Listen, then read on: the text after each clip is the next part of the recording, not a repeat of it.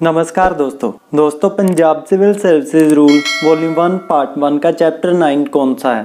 वो चैप्टर है joining time. अगर आपने इस चैनल पर अवेलेबल सभी वीडियोस को अच्छे से देखा होगा तो आपने जल्दी से पहचान लिया होगा कि चैप्टर 9 कौन सा है। तो देखिए स्क्रीन पर आपको चैप्टर 9 नजर आ रहा है, ज्वाइनिंग टाइम से रिलेटेड है। आज हम इसको रीड करेंगे, थ्योरेटिकली रीड करेंगे और बाद में इसके प्रैक्टिकल करेंगे। तो सबसे पहले ज्वाइनिंग टाइम की डेफिनेशन रीड करते हैं। तो डेफिनेशन रीड करने के लिए हम 9.1 को भी देख सकते हैं, पर हम चैप्टर 2 में डेफिनेशन इसकी रीड करेंगे। तो देखते हैं चैप्टर 2 में इसकी डेफिनेशन किस रूल में पड़ी हुई है। तो देखिए चैप्टर 2 में अल्फाबेटिकली रूल दिए गए हैं और रूल 2.32 में ज्वाइनिंग टाइम की डेफिनेशन दी गई है। हम चाहते तो आपको ये ना भी बताते और डायरेक्टली ये बता देते कि रूल 2.32 में इसकी डेफिनेशन दी गई है, पर हमारी कोशिश यही रहती है कि एग्जाम में आपने जो भी सिचुएशन को फेस करना है हम आपको पहले से ही वैसे प्रिपेयर करके रखें। तो कई बार ऐसे हो जाता है कि आप इप्स पर रूल याद नहीं होता है तो आपको फाइंड आउट करना पड़ता है, तो इसलिए हम टाइम टू टाइम आपको याद दिलाते रहते हैं कि ऐसे रूल को फाइंड आउट कर सकते हैं। तो चलिए रूल 2.32 को रीड करते हैं। Joining time is the time allowed to a government employ in which to join a new post और टू ट्रेवल टू और from a station to which he is posted. ये तो हो गया कि एग्जाम में डेफिनेशन कैसे लिखनी है। अब आपको हम बता देते हैं कि एक्चुअली ज्वाइनिंग टाइम क्या होता है। तो यहाँ पर देखिए एक बात को आपने समझना है कि ज्वाइनिंग टाइम तभी मिलता है जब पब्लिक इंटरेस्ट में ट्रांसफर की गई हो। अगर आपने खुद से रिक्वेस्ट की है कि मेरी ट्रांसफर कर दी जाए और जहाँ आपको एज ए पेनल्टी ट्रांसफर कर दिया गया है तो उस टाइम में आपको ज्वाइनिंग टाइम नहीं मिलेगा। आगे हम रूल तो पढ़ेंगे ही, पर हम एडवांस में आपको ये सब इसलिए बता रहे हैं कि जब आप रूल पढ़ोगे तो अच्छे से आपके दिमाग में फिर बैठ जाएगा। अब मान लीजिए कोई लुधियाना में एम्प्लॉय काम कर रहा है और उसकी ट्रांसफर पब्लिक इंटरेस्ट में दिल्ली में कर दी गई है, तो अब दिल्ली जाने के लिए वो अपना सारा सामान भी शिफ्ट करेगा और साथ में उसको ट्रेवल टाइम भी लगेगा।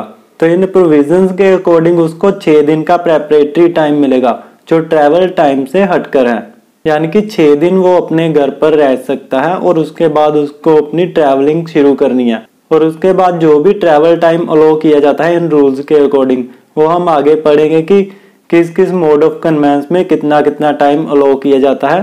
वो सारा मिलाकर मैक्सिमम 30 दिन का टाइम उसको दिया जा सकता है, यानी कि वो 30 दिन के लिए ड्यूटी से एब्सेंट रह सकता है। और ये 30 दिन मैक्सिमम टाइम हम बता रहे हैं और एक कर्मचारी मिनिमम अलाउड टाइम से ज्यादा एब्सेंट नहीं रह सकता है। अगर वो ऐसा करता है तो उसके एब्सेंट पीरियड को डाइजोन कर दिया जाता है। अब हम चैप्टर 9 को रीड करेंगे। रीड करने से पहले हम आपको बता देते हैं कि इस वीडियो में हमारा मोटिव सिर्फ यही रहेगा कि एग्जाम को क्वालिफाई करना है और हम इन रूल्स को ज्यादा डिटेल में एक्सप्लेन नहीं करेंगे ताकि वीडियो ज्यादा लंबी ना हो जाए। रूल 9.1 में बताया गया है कि किस किस सिचुएशन में ज्वाइनिंग टाइम देना है और इस रूल में 3 सिचुएशन बताई गई हैं जब ज्वाइनिंग टाइम देना है। इनके अलावा ज्वाइनिंग टाइम एक कर्मचारी को नहीं दिया जा सकता है। अब पहली सिचुएशन रूल 9.1 ए को रीड करते हैं। इसमें देखिए क्या लिखा गया है, नई पोस्ट को ज्वाइन करना है सेम स्टेशन पर या नए स्टेशन पर। सेकंड सिचुएशन कौन सी है जिसमें ज्वाइनिंग टाइम दिया जाएगा? तो जब एक कर्मचारी 180 दिन या उससे कम की अर्न लीव पर है और उसकी ट्रांसफर हो जाती है तो उसको ज्वाइनिंग टाइम अलाउ कर दिया जाएगा। सेकंड सिचुएशन में ही एक सिचुएशन और बताई गई है कि अगर एक कर्मचारी अर्न लीव के अलावा किसी और छुट्टी पर है, जैसे कि मान लेते हैं कि एक कर्मचारी अर्न लीव के अलावा हाफ पे लीव पर है जो 180 दिन से कम है, जब कोई ऐसी छुट्टी जो 180 दिन से ज्यादा है, मान लेते हैं कि अर्न लीव ही 180 दिन से ज्यादा ली हुई है, तो इस केस में अगर उस कर्मचारी को सफिशिएंट टाइम का नोटिस नहीं मिला है ट्रांसफर के लिए तो इस केस में भी उसको ज्वाइनिंग टाइम मिलेगा। और सफिशिएंट टाइम के लिए नोटिस को डिसाइड कैसे करना है इसके रिगार्डिंग नोट 1 में लिखा गया है कि कंपिटेंट अथॉरिटी डिसाइड करेगी कि सफिशिएंट टाइम था या नहीं था।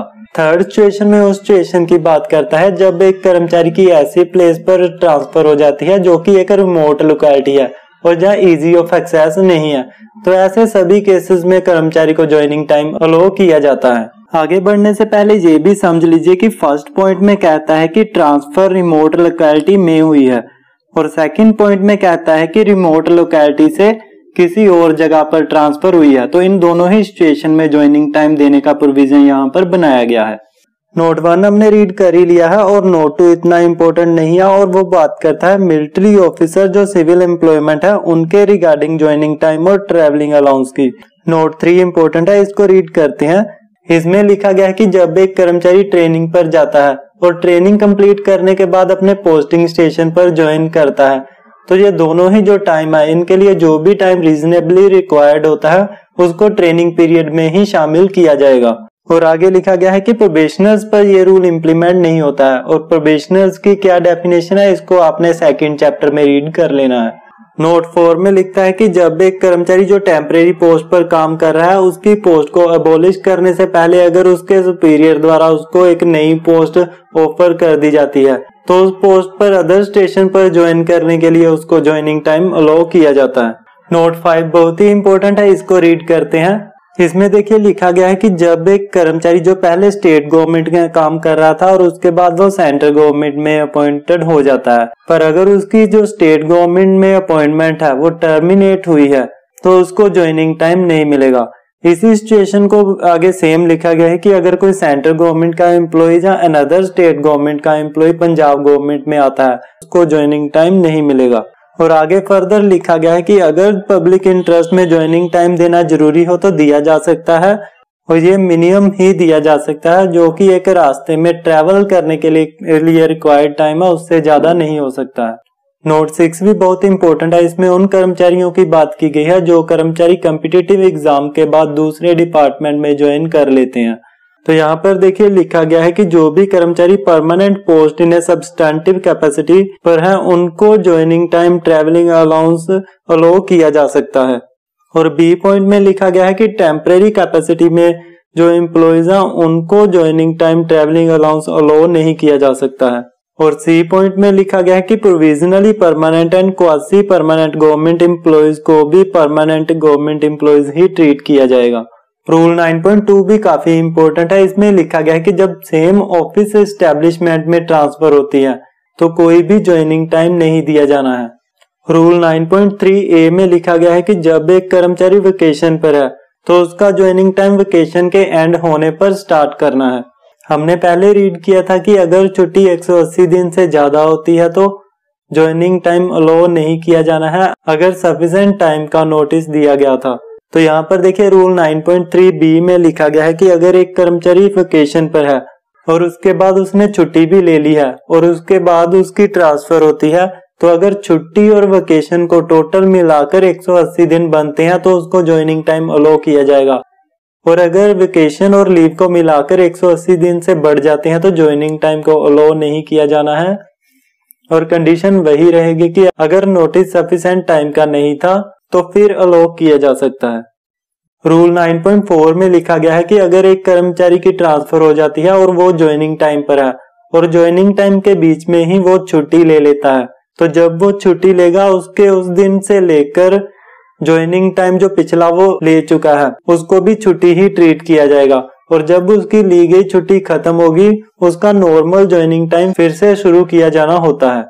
अब देखिए रूल 9.5 उन कर्मचारियों के लिए है जिनकी ट्रांसफर एक स्टेशन से दूसरे स्टेशन पर होती है और जो दूसरा स्टेशन है वो रिमोट लोकेलिटी नहीं है। तो यहाँ पर लिखा गया है कि मैक्सिमम 30 डेज का ज्वाइनिंग टाइम ही उनको मिल सकता है और 6 दिन का उनको प्रेपरेशन टाइम देना है और प्रेपरेशन टाइम के साथ साथ जर्नी में जितना टाइम लगेगा वो उनको एज ए ज्वाइनिंग टाइम देना है। रूल 9.5 को पढ़ने से पहले नीचे रूल 9.5 को पढ़ लेते हैं। For purpose of journey by air under clause A part of day should be treated as 1 day. तो अब रीड करते हैं रूल 9.5 को। तो यहाँ पर लिखा गया है कि जब भी एयरक्राफ्ट से ट्रेवल किया जाएगा तो जितना भी एक्चुअल टाइम वहां पर लगेगा उसको अलाउ कर दिया जाएगा। और जो इससे पहले हमने पढ़ा कि अगर मान लीजिए कि 3 घंटे का टाइम लगा है तो 1 दिन कंसीडर हो जाएगा। अब देखिए अगर रेलवे से ट्रेवल किया जाता है तो हर 500 किलोमीटर तक के लिए 1 दिन अलाउ होगा और 500 किलोमीटर से कम होता है तब भी 1 दिन अलाउ किया जाएगा। तो हर 500 किलोमीटर के साथ 1 दिन बढ़ता जाएगा। ओशन स्टीमर के लिए 350 किलोमीटर पर 1 दिन का समय मिलेगा, रिवर स्टीमर पर 150 किलोमीटर पर 1 दिन का समय मिलेगा। और आगे लिखा गया है कि और any longer time actually occupied in the journey. Next देखिए लिखा गया कि मोटर व्हीकल जहां हॉर्स ड्रान कन्वेंस के साथ 150 किलोमीटर पर एक दिन का समय अलो किया जाएगा। और ऊपर जितने भी मोड दिए गए हैं उन सब के अलावा अगर कोई मोड यूज किया जाता है तो 25 किलोमीटर के लिए एक दिन का समय अलो किया जाएगा। नीचे रूल 9.5B2 को रीड कर लीजिए। इसमें लिखा गया है कि अगर कोई फ्रैक्शनल पोर्शन होता है तो उसके लिए भी एक दिन अलो किया जाना है। जैसे मान लीजिए कि रेलवे के लिए 500 किलोमीटर पर एक दिन है, अगर 501 किलोमीटर हो जाता है तो 2 दिन का समय अलो कर दिया जाएगा। रूल 9.5C को रीड करते हैं। उसमें लिखा गया है कि स्टीमर पर अगर जर्नी की जानी है और स्टीमर तो चलना है किसी ऐसे दिन में जिसके लिए 6 दिन का प्रिपरेशन टाइम से भी ज्यादा टाइम के लिए उसको वेट करना पड़ता है, तो जितने टाइम के लिए अनअवॉइडेबली वेट करना पड़ जाता है तो उस टाइम को भी 6 दिन के प्रिपरेशन टाइम में ही इंक्लूड कर देना है। तो इसकी हम एक एग्जांपल ले लेते हैं। मान लेते हैं कि मंडे को 6 दिन का टाइम खत्म हो रहा है पर स्टीमर तो चल रहा है वेडनेसडे को, तो जो ट्यूसडे का टाइम है वो भी 6 दिन में इंक्लूड हो जाएगा और उसका टोटल प्रिपरेशन टाइम 7 दिन का हो जाएगा जो अलो किया जाना है। जो सिचुएशन हमने एग्जांपल में बताई है वो नीचे आपको नोट में मिल जाएगी। रूल 9.5D बहुत ही इंपॉर्टेंट है, इसको देखिए। इसमें लिखा गया है कि अगर कोई रोड जर्नी जो जर्नी के शुरू और एंड में की गई है पर 8 किलोमीटर से ज्यादा नहीं है तो उसको ज्वाइनिंग टाइम के लिए काउंट नहीं किया जाना है। रूल 9.5E बहुत ही ज्यादा इंपॉर्टेंट है। इसमें लिखा गया है कि जब हमने ज्वाइनिंग टाइम की कैलकुलेशन करनी है तो उसमें जब भी संडे आएगा तो संडे को हमने ज्वाइनिंग टाइम के कैलकुलेशन से एक्सक्लूड रखना है, पर जब हम मैक्सिमम 30 दिन की कैलकुलेशन करेंगे तब संडे को हमने इंक्लूड कर लेना है। मतलब कि संडेज को मिलाकर भी 30 दिन से ज्यादा ज्वाइनिंग टाइम नहीं दिया जा सकता है।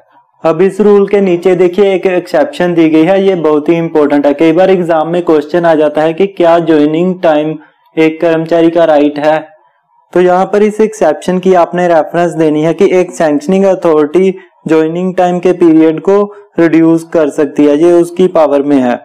रूल 9.6 भी इम्पोर्टेंट है। इसमें लिखा गया है कि जब एक कर्मचारी को नई पोस्ट पर ज्वाइन करने के लिए अपना रेजिडेंस चेंज करने की जरूरत नहीं होती है तो उसको एक दिन से ज्यादा ज्वाइनिंग टाइम नहीं दिया जाना है।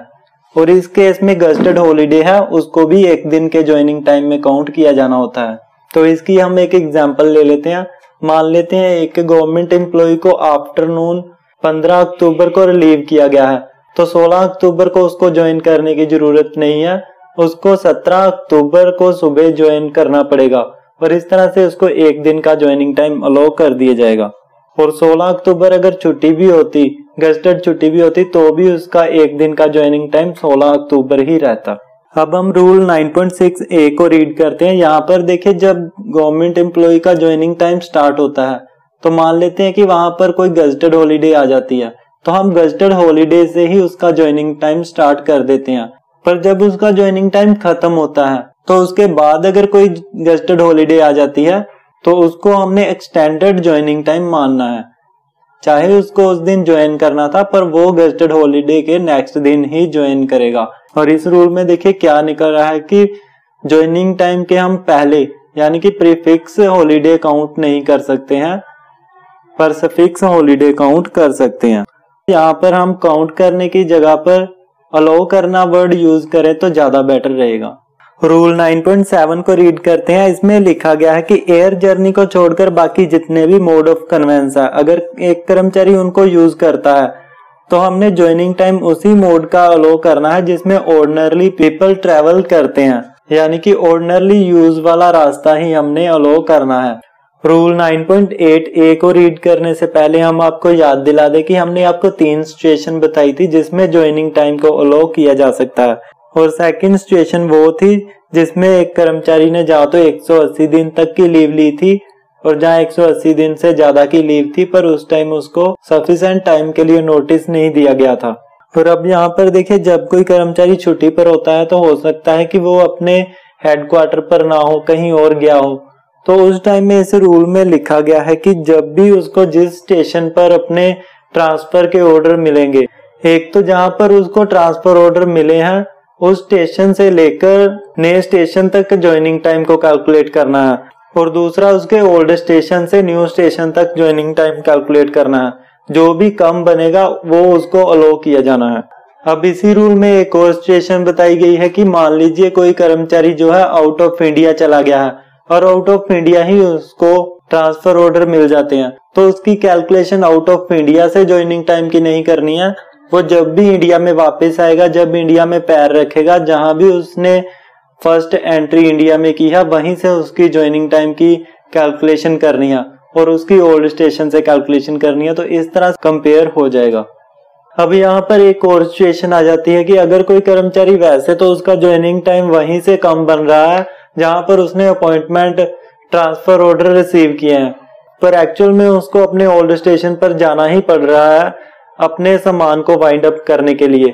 तो इस केस में उसकी जो ज्वाइनिंग टाइम है ओल्ड स्टेशन पर से ही काउंट करना है और फिर जो ऑर्डर रिसीव करने वाला रूल है वो इम्प्लीमेंट नहीं करना है। और जब हमने उसके ओल्ड स्टेशन से इस वजह से अलो कर दिया गया है कि उसने वहां से अपने पर्सनल अफेयर्स को वाइंड अप करना था, तो उस टाइम हमने उससे एक सर्टिफिकेट भी लेना है। चलिए अब रूल 9.8b को देखते हैं। इस रूल को हम दो पार्ट में डिवाइड कर लेते हैं।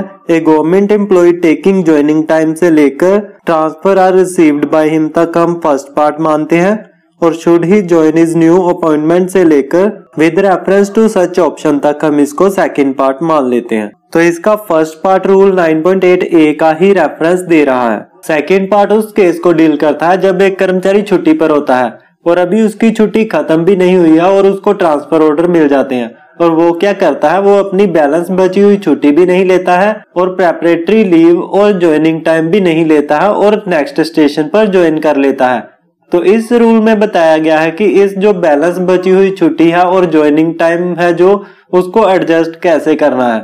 इसको हम आपको एक एग्जांपल के साथ समझाते हैं। मान लेते हैं एक कर्मचारी ने 10 दिन की छुट्टी ली थी और उसने अभी 8 दिन की छुट्टी ही स्पेंड की है और इन बिटवीन मान लेते हैं कभी भी उसको ट्रांसफर ऑर्डर मिल गए थे, पर वो 9वें दिन जाकर अपने नेक्स्ट स्टेशन को ज्वाइन कर लेता है और उसको ज्वाइन करने के लिए preparatory days plus joining time total 7 दिन का मिलना था। अब इसकी एडजस्टमेंट कैसे करेंगे? तो सबसे पहले हमने देखना है कि उसकी टोटल लीव कितने दिन की थी, जो है 10 दिन की, इसको लिख लेते हैं। और उसके बाद देखना है उसका ज्वाइनिंग टाइम कितने दिन का बन रहा था, जो हम 7 दिन लिख लेते हैं। और इस तरह से टोटल डेज आ रहे हैं 17 डेज और उसने कितने दिन की छुट्टी स्पेंड कर ली है, 8 दिन की। तो 17 माइनस 8 डेज करेंगे तो हमारे पास 9 डेज बैलेंस बच जाते हैं, जिसको हम बोलेंगे लीव नॉट एंजॉयड। और अब देखिए 10 दिन में से हम 9 दिन को माइनस करेंगे तो 1 दिन की उसकी छुट्टी बनती है और बाकी सारे दिन की छुट्टी उसकी कैंसिल कर देनी है और वो ज्वाइनिंग टाइम ही कंसीडर हो जाएगी।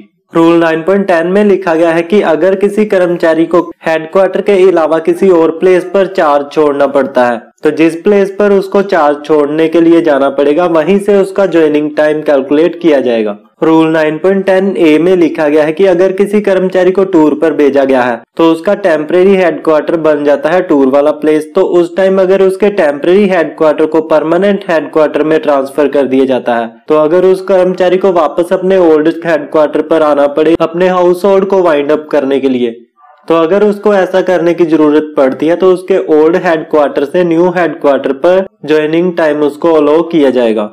रूल 9.11 बहुत ही इंपॉर्टेंट है, इसको हम एक एग्जांपल के साथ समझा देते हैं। मान लेते हैं कि एक कर्मचारी को ट्रांसफर ऑर्डर मिले और उसने प्रेपरेशन डेज अवेल कर लिए हैं और अब वो ट्रेवल कर रहा है एक पोस्ट से दूसरी पोस्ट ज्वाइन करने के लिए और रास्ते में ही उसको फिर से ट्रांसफर ऑर्डर मिल जाते हैं। तो यहाँ पर लिखा गया है कि जिस दिन भी उसको फिर से ट्रांसफर ऑर्डर मिलेंगे उसके अगले दिन से उसका फिर से ज्वाइनिंग टाइम स्टार्ट हो जाएगा। और नीचे नोट में लिखा गया है कि जो फिर से ज्वाइनिंग टाइम स्टार्ट हुआ है उसमें हमने उसको प्रेपरेशन डेज जो 6 दिन का होता है वो नहीं देना है। रूल 9.12 में देखिए लिखा गया है कि जब एक कर्मचारी की ट्रांसफर अनदर गवर्नमेंट के एडमिनिस्ट्रेटिव कंट्रोल में हो जाती है जिसका पहले एडमिनिस्ट्रेटिव कंट्रोल पंजाब गवर्नमेंट के पास था, तो एक तो ये सिचुएशन हो गई। दूसरी सिचुएशन उन्होंने बताई है जब अनदर गवर्नमेंट से पंजाब गवर्नमेंट में ट्रांसफर हो जाती है। तो दोनों ही सिचुएशन में कहते हैं कि ज्वाइनिंग टाइम के रूल्स उस अनदर गवर्नमेंट के रूल्स ही लागू होंगे। वैसे यहाँ पर एक टाइम में तो पंजाब गवर्नमेंट के रूल एप्लीकेबल होने चाहिए थे, चलो जो भी है हमें तो रूल देखना है। और रूल में लिखा गया है कि अनदर गवर्नमेंट के ज्वाइनिंग टाइम के रूल ही एप्लीकेबल हमने करने हैं। नेक्स्ट हमारे पास आ जाएगा पे ड्यूरिंग ज्वाइनिंग टाइम। इसको नेक्स्ट पार्ट में कवर करते हैं, अभी फिलहाल इसको यहीं पर खत्म करते हैं। वीडियो अगर इन्फॉर्मेटिव लगी है तो लाइक और शेयर जरूर कीजिएगा।